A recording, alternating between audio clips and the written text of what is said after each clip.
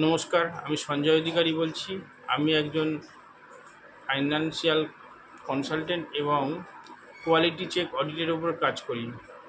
আপনার মনে হতে পারে কোয়ালিটি চেক সেটা আবার কী?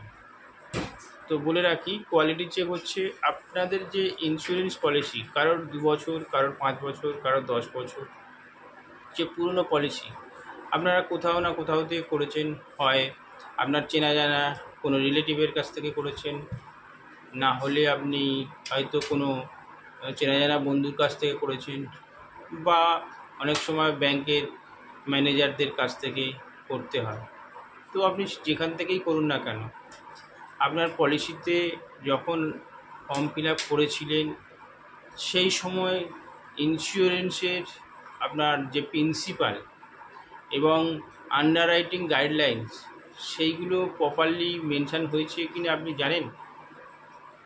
যদি আপনার পলিসিতে এগুলো প্রপারলি মেনশান না হয় এবং আপনার পলিসি যদি ক্লেম হয়, তো সেক্ষেত্রে রিজেকশানের সম্ভাবনা থাকে।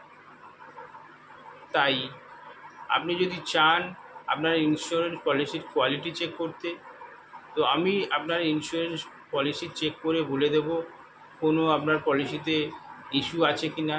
যদি ইস্যু থাকে সেটা আপনি আপনার এক্সিস্টিং এজেন্ট থেকে করিয়ে নিতে পারেন, বা অন্য কোনো জায়গা থেকেও করাতে পারেন। তো নিচে দিয়ে আমার এই নাম্বারে আমার সাথে কন্ট্যাক্ট করতে পারেন।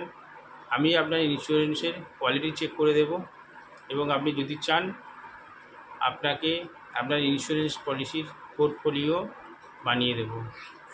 তো ধন্যবাদ। আর আমার চ্যানেলটা শেয়ার, সাবস্ক্রাইব এবং লাইক করতে ভুলবেন না। ধন্যবাদ।